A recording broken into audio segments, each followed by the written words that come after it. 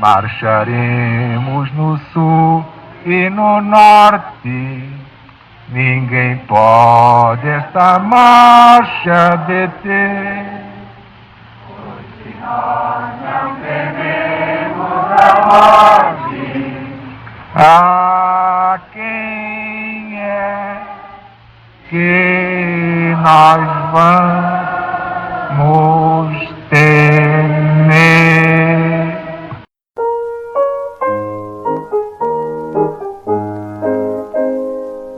Marcharemos no sul e no norte, ninguém pode esta marcha deter. Pois se nós não tememos a morte, a quem é que nós vamos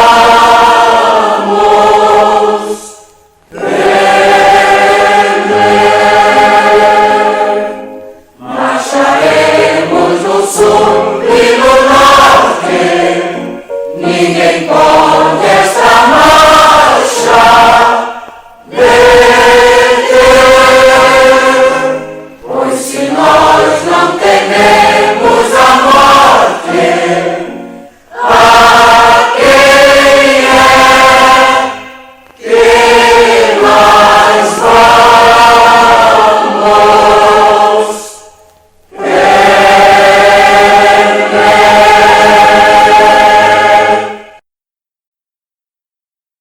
Sétimo anjo, quando tocar a sua trombeta, então irá se cumprir o mistério, o segredo de Deus, como anunciou aos seus servos, os profetas. Que venha a ser, afinal, o segredo ou o mistério de Deus.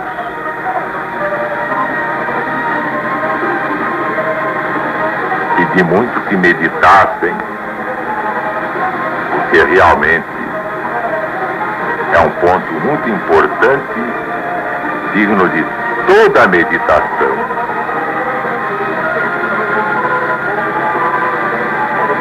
São Paulo apóstolo escreveu: sabei, irmãos, do evangelho que por mim foi anunciado não é segundo os homens, porque não o recebi, nem aprendi de homem nenhum, mas pela revelação de Cristo Jesus. Basta verificar a epístola de São Paulo aos Gálatas, capítulo 1, versículos 11 e 12. São Paulo apóstolo nos diz aqui claramente que o que recebeu pela revelação foi o Evangelho, que é de Jesus, mas é sobretudo do próprio Deus. Na epístola aos Efésios, capítulo 3, chama-lhe mistério. Mistério a ele manifestado pela revelação, como anteriormente tinha escrito. A epístola aos Gálatas foi escrita no ano 58 e a epístola aos Efésios no ano 64 desta era cristã. Ora, em presença destes testemunhos, poucos estarão dispostos a negar que o mistério de Deus seja o Evangelho de Jesus. Na verdade, ainda hoje, para muita gente, é mistério. Mas não para aqueles que foram chamados e escolhidos. Porque, disse o próprio Jesus, muitos são chamados, poucos são os escolhidos. Aí está o exemplo da LBV, a obra mais evoluída do planeta Terra. Muitos são chamados, poucos são escolhidos. Portanto, diante desta declaração do apóstolo dos gentios, é o mesmo que se o anjo declarasse: nos dias da voz do sétimo anjo, quando tocar a sua trombeta, se cumprirá o Evangelho. Mas que venha a ser o cumprimento do Evangelho, que significa boa nova. Evangelho quer dizer boa notícia. Vejamos primeiro para que foi ele dado. Para quê? Para tomar das nações um povo para o nome de Deus, um povo digno do santo nome de Deus. Basta ver os Atos dos Apóstolos, capítulo 15, versículo 14. Seu cumprimento deve, portanto, ser o fim desta obra. Terminará quando se completar o número do povo de Deus. Terminará quando deixar de se oferecer a misericórdia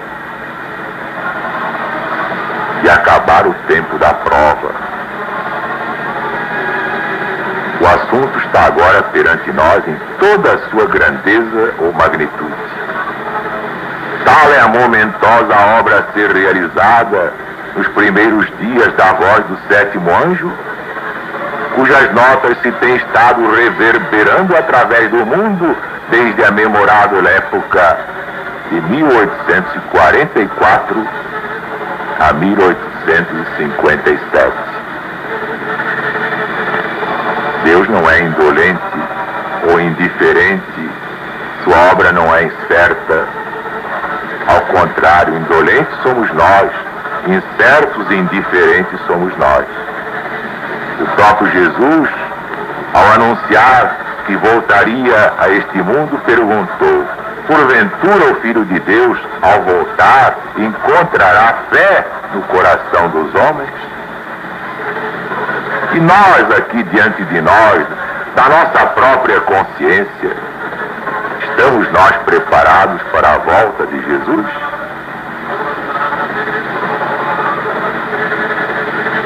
Este não deixa de ser um outro mistério. Examine-se cada um, porque é chegada a hora. Jesus já está voltando para a nossa humanidade. Ainda neste capítulo 10, versículo 8,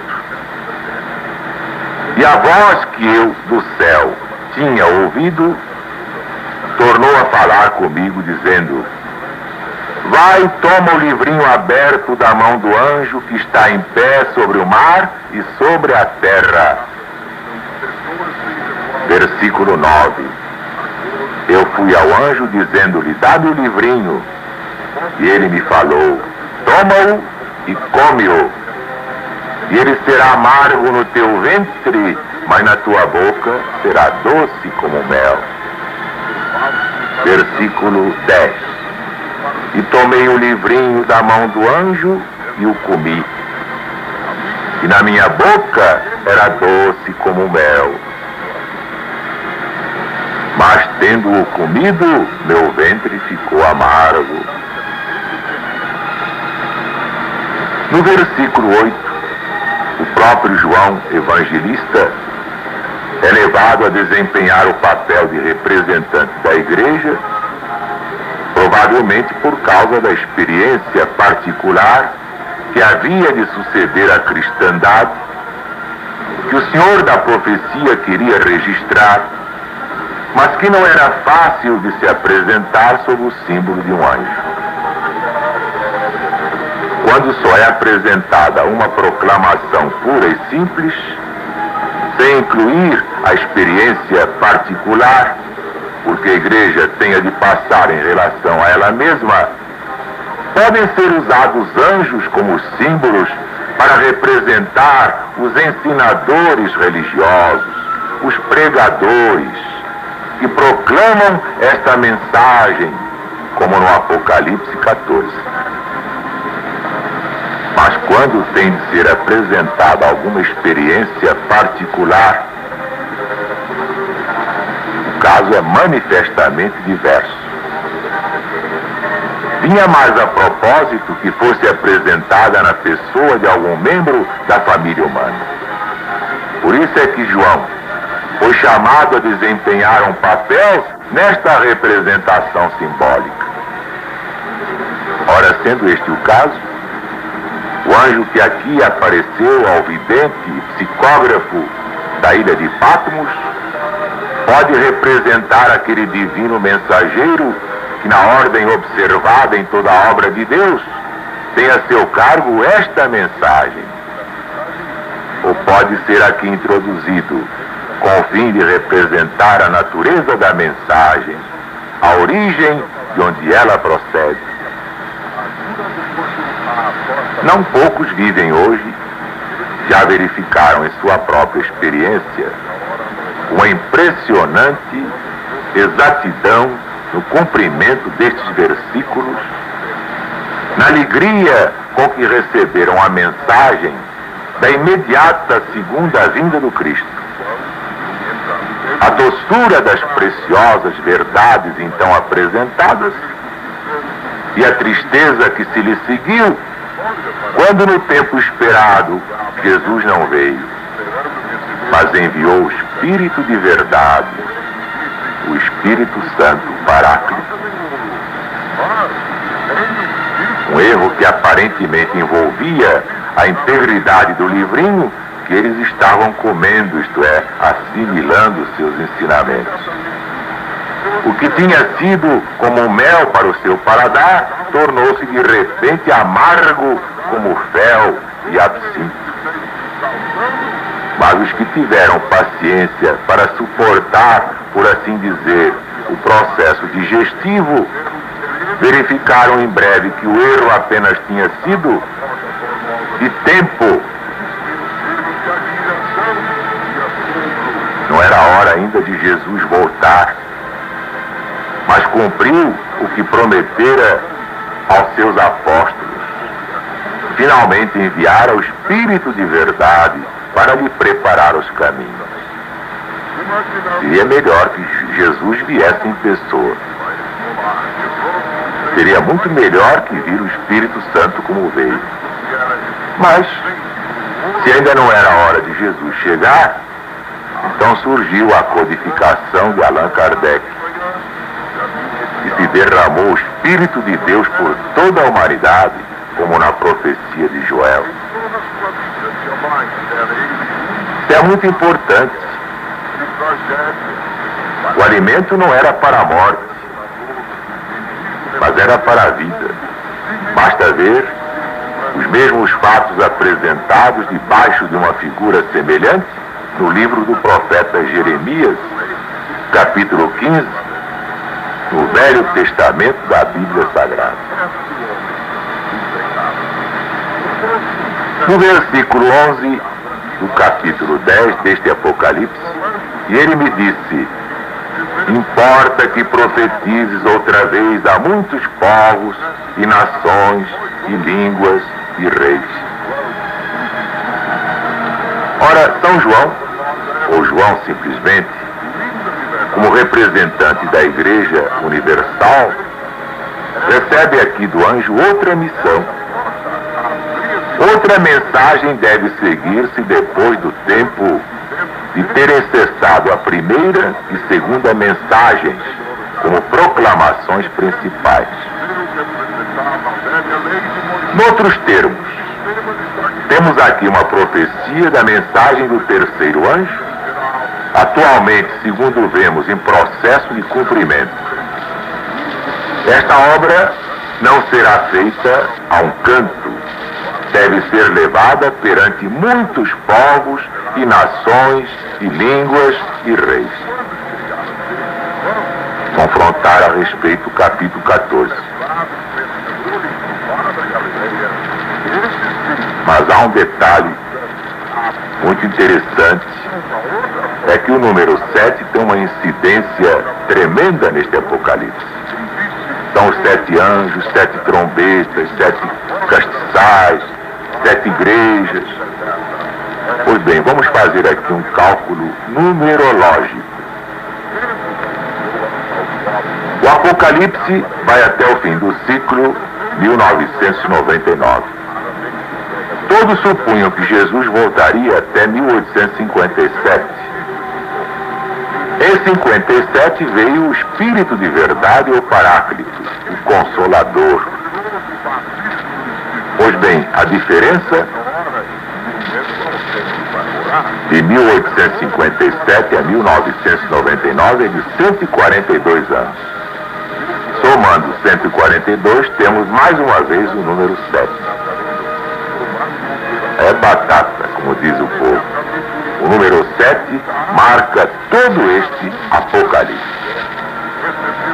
Veja quem tem olhos de ver e ouça quem tem ouvidos de ouvir.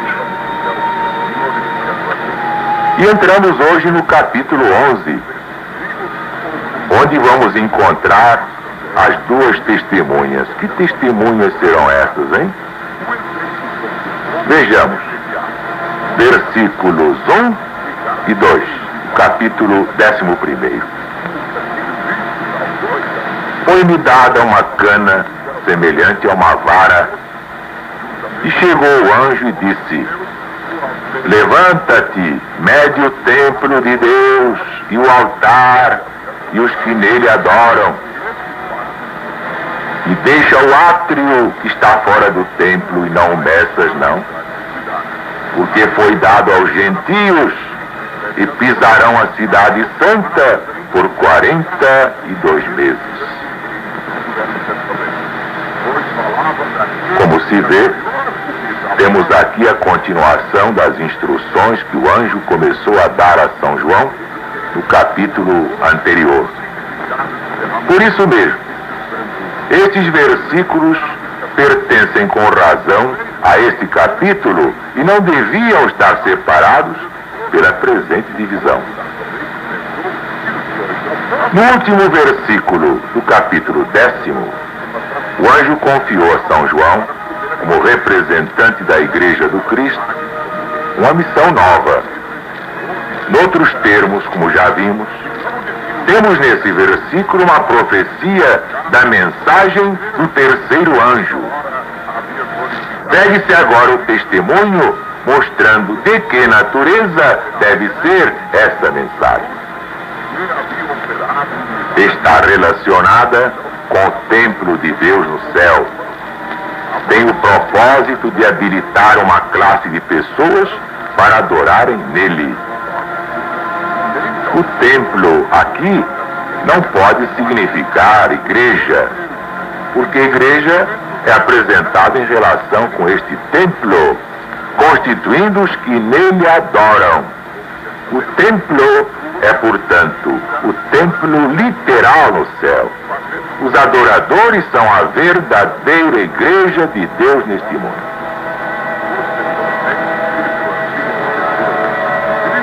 Mas, sem dúvida, estes adoradores não devem ser medidos no sentido de verificar a altura, a circunferência de cada um em metros e centímetros. Devem ser medidos como adoradores de Deus, em espírito e verdade, que muitos adoram sem saber adorar. E o caráter só pode ser medido por algum padrão de justiça, a saber, uma lei ou uma regra de ação. Somos assim levados à conclusão de que os 10 mandamentos, o padrão que Deus nos deu para medir o dever de todo homem, estão incluídos na vara de medir, posta pelo anjo nas mãos de João, o evangelista. E no cumprimento desta profecia, esta mesma lei foi posta sob a terceira mensagem nas mãos da igreja. Este é o padrão pelo qual os adoradores de Deus devem ser agora aferidos, medidos, avaliados pelo valor espiritual. Depois de ver o que deve medir os que adoram no templo, perguntamos: o que quer dizer medir o templo? Para medir algum objeto se requer que prestemos atenção especial a esse objeto. Assim, indubitavelmente, a ordem para se levantar e medir o templo de Deus é uma ordem profética dada à igreja para fazer do assunto do templo ou do santuário um exame especial. Mas como há de ser feito isto? Com uma vara de medir dada à igreja. Só com os 10 mandamentos não o podíamos fazer. Quando, porém, tomamos toda a mensagem, somos levados por ela a um exame do santuário celestial, relacionando com ele os mandamentos de Deus e a ministração do Cristo.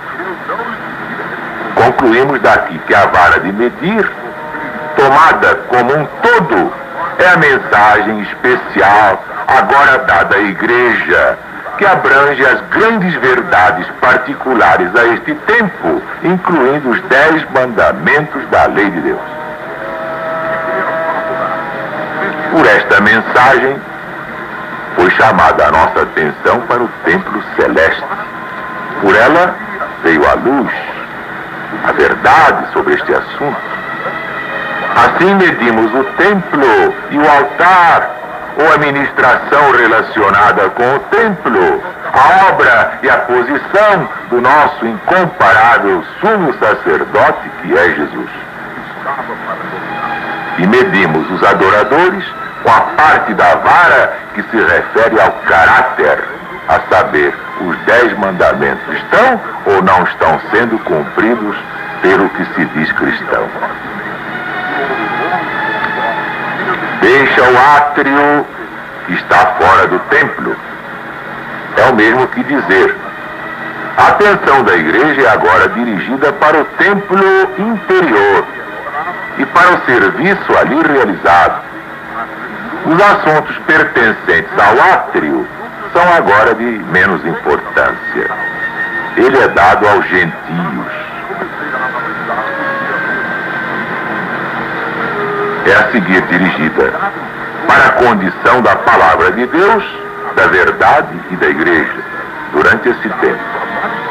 Assim, por uma transição natural e fácil, regressamos ao passado e é chamada a nossa atenção para uma nova série de acontecimentos.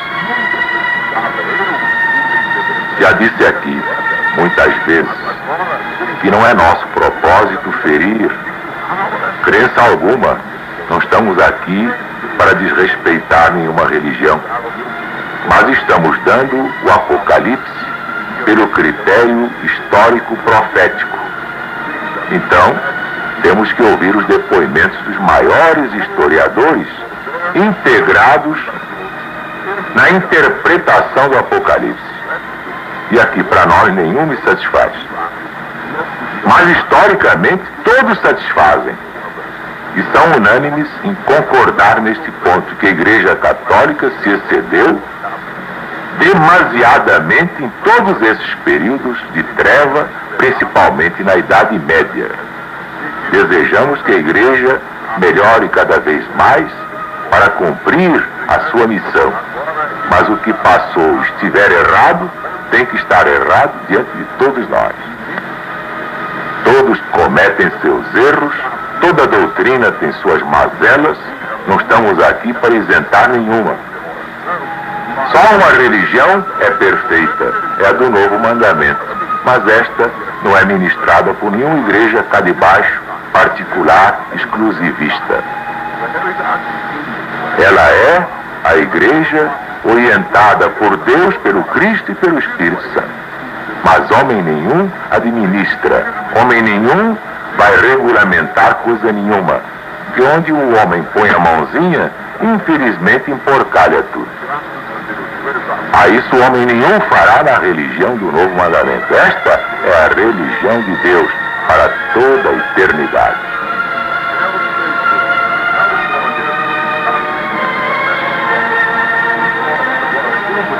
Estamos dando aqui que há de melhor sobre o Apocalipse, mas tirando as interpretações extremadas, excluindo o sectarismo violento, intolerante, e a verdade é que cada um puxa a brasa para a sua sardinha.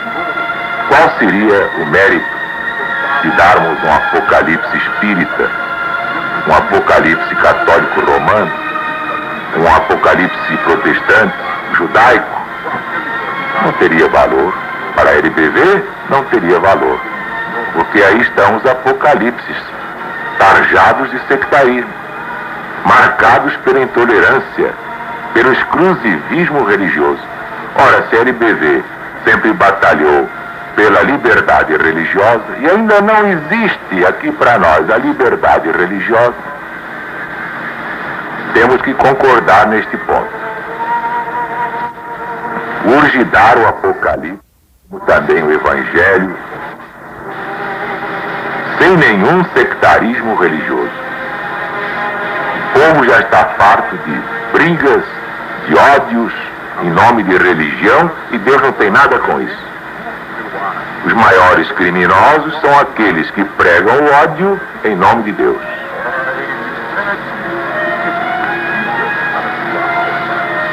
Portanto, fica aqui o nosso reparo, a nossa ressalva.